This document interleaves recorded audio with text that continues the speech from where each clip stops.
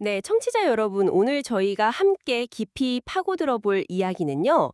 케어유 뉴스 김형래 편집장님의 아침마다 지혜라는 칼럼입니다. 아, 네. 그중에서도 제목부터가 굉장히 무게감 있는 글이죠. 일어나서는 안 될 일, 우리가 놓치지 말아야 할 환자 안전의 본질. 맞아요. 이 제목만 봐도 사실 좀 가슴이 철렁 내려앉는 느낌이 드는데요. 네, 맞아요. 이 칼럼이 영국에서 있었던 정말 가슴 아픈 의료사고에서 이야기를 시작하거든요.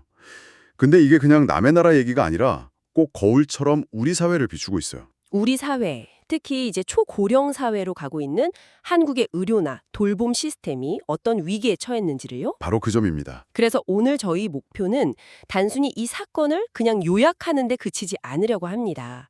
이 칼럼을 통해서 환자 안전의 진짜 본질이 뭘까?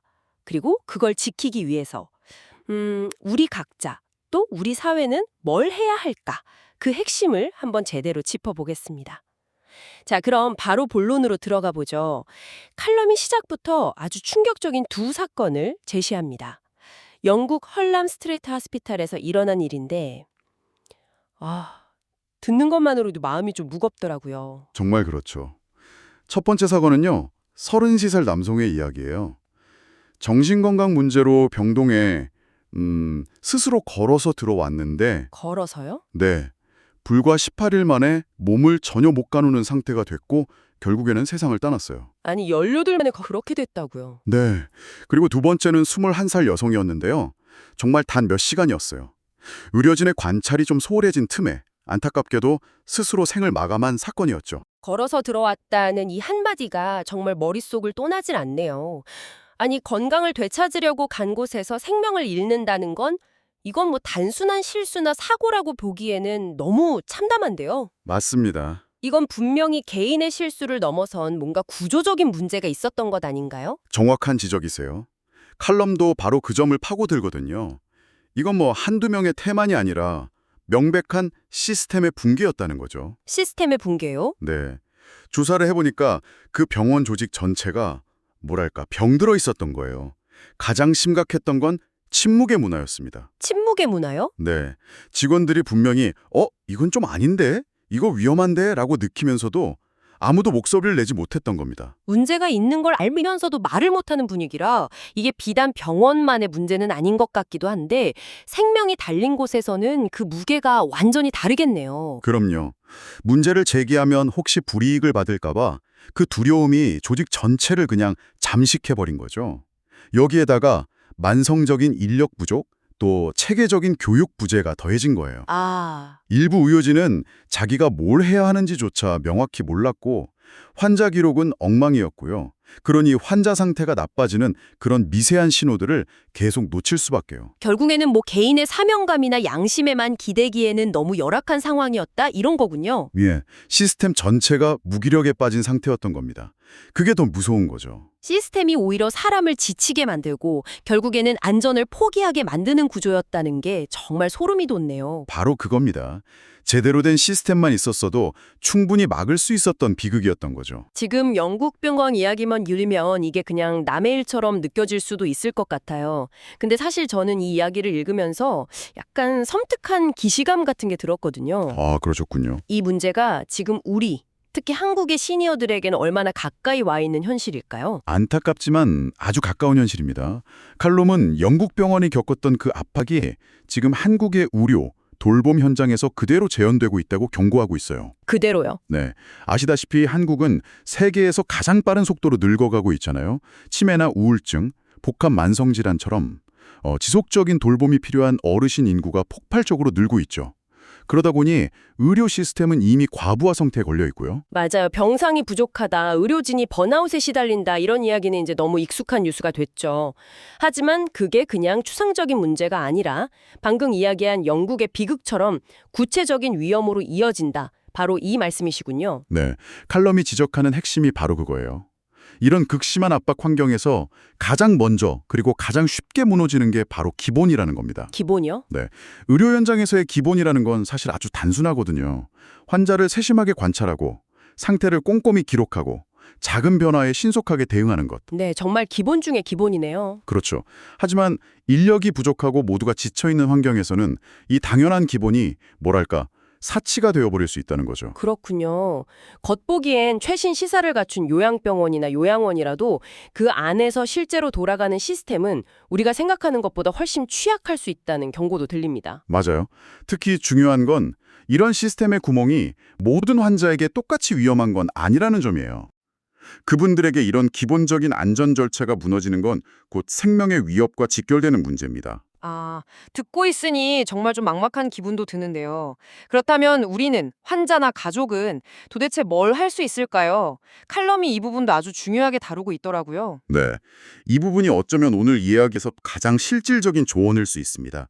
칼럼은 환자와 가족이 더 이상 구경꾼이나 수동적인 고객이 아니라 의료 과정의 가장 중요한 참여자가 되어야 한다고 강조해요. 참여자. 네, 우리 사회에 좀 만연해 있잖아요.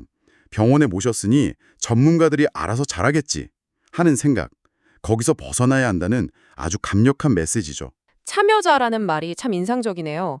그런데 솔직히 보호자 입장에서 참여자가 되라는 말이 조금은 막연하게 들릴 수도 있을 것 같아요.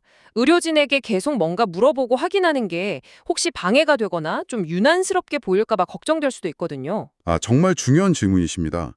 칼럼도 무조건적인 개입을 말하는 건 아니에요. 오히려 효과적인 참여를 이야기하죠. 효과적인 참여요? 네, 구체적인 방법들을 제시하는데요. 첫째, 환자의 살아있는 정보를 의료진과 적극적으로 공유하는 거예요. 예를 들면 이런 거죠. 우리 아버지는 원래 식사를 남기는 분이 아닌데 요즘 부쩍 입맛이 없어 하세요. 라거나 아, 평소보다 잠을 너무 많이 주무시는 것 같아요.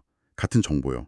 이런 건 의료 기록에 나오지 않거든요. 그렇죠. 가족만이 아는 아주 중요한 단서가 될 수 있겠네요.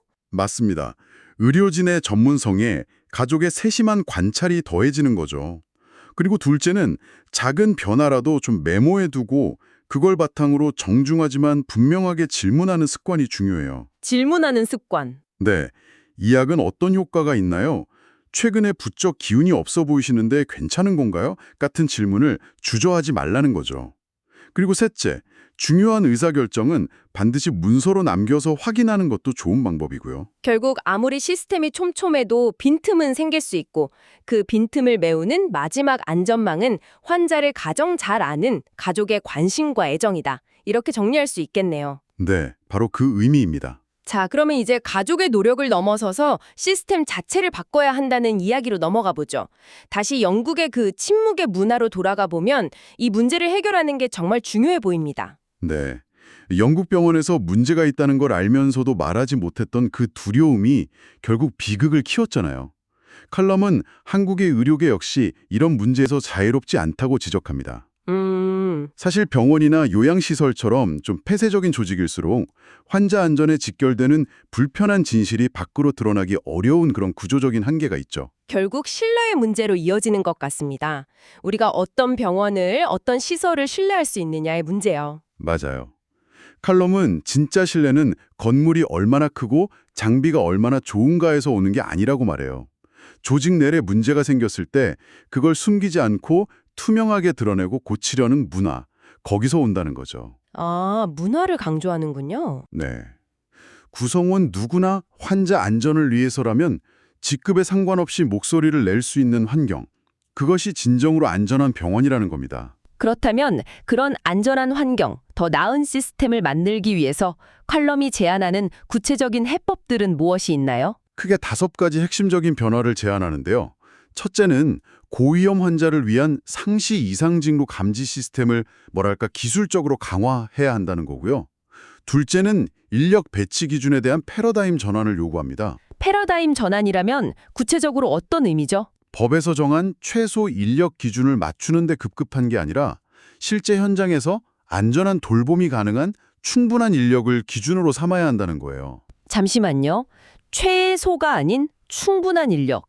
와, 정말 중요한 지적인데 이건 결국 비용 문제와 직결되지 않나요? 이 기준을 바꾸려면 엄청난 사회적 합의가 필요할 것 같은데요? 그게 바로 핵심입니다. 칼럼은 이걸 단순 비용으로 볼 게 아니라 안전을 위한 가장 확실한 투자로 봐야 한다고 주장해요. 투자의 관점. 네. 그리고 이런 인력 문제를 보완하기 위한 세 번째 제안이 바로 디지털 시스템의 도입입니다. 기록, 관찰, 응급 대응을 기술로 보완해서 인력의 부담을 좀 덜어주자는 거죠. 네네. 넷장은 앞서 말한 가족 참여형 의사결정을 그냥 권장 수준이 아니라 제도로 만들어야 한다는 것. 그리고 마지막 다섯 번째가 내부 고발자를 철저히 보호하고 모든 정보를 투명하게 공개하는 문화를 법적으로 정착시키는 겁니다. 듣고 보니 이 5가지 제안이 따로 노는 게 아니네요. 결국 기술, 인력, 제도, 문화가 모두 유기적으로 연결돼서 의료 현장의 투명성과 소통을 시스템으로 만들어내자는 큰 그림으로 보입니다. 정확히 보셨어요. 어느 하나만으로는 부족하고 이 모든 것이 맞물려 돌아갈 때 비로소 시스템 전체의 안전성이 한 단계 올라갈 수 있다는 겁니다. 자, 오늘 나눈 모든 이야기를 종합해보면 어떤 결론에 다다를 수 있을까요? 칼럼은 마지막에 안전은 단순히 절차나 규정의 문제가 아니라 인간의 존엄을 지키는 기반이라는 아주 묵직한 문장을 남깁니다. 네. 영국의 그 비극적인 사례가 우리에게 그냥 불안감만 주는 게 아니라 오히려 이런 끔찍한 일이 다시는 일어나지 않도록 우리 시스템을 어떻게 바꿀 것인가, 이런 건설적인 질문을 던지는 계기가 되어야 한다는 거죠. 네. 칼럼의 마지막 문장이 특히 인상 깊은데요. 일어나서는 안 될 일은 언제든 일어날 수 있지만 그것을 막기 위한 노력 역시 우리가 선택할 수 있는 일이라는 희망적인 메시지를 전하고 있어요. 오늘 분석은 칼럼을 바탕으로 환자와 가족, 그리고 기관의 역할을 중심으로 깊이 있게 살펴봤습니다. 마지막으로 총치자님께서 한 걸음 더 나아가 생각해 볼 만한 질문을 하나 던지면서 마무리할까 합니다. 네, 좋습니다. 오늘 대화 내내 반복적으로 등장했던 만성적인 인력 부족과 현장의 피로라는 문제는요, 결국 우리 사회가 돌봄이라는 노동의 가치를 어떻게 평가하고 있는지를 보여주는 것은 아닐까요? 아, 우리 사회의 가장 취약한 이들을 돌보는 사람들에게 우리는 과연 합당한 대우와 안전한 노동 환경을 제공하고 있는지, 그리고 그것을 위해 사회 구성원으로서 기꺼이 비용을 지불할 준비가 되어 있는지 진지하게 고민해 볼 때가 된 것 같습니다.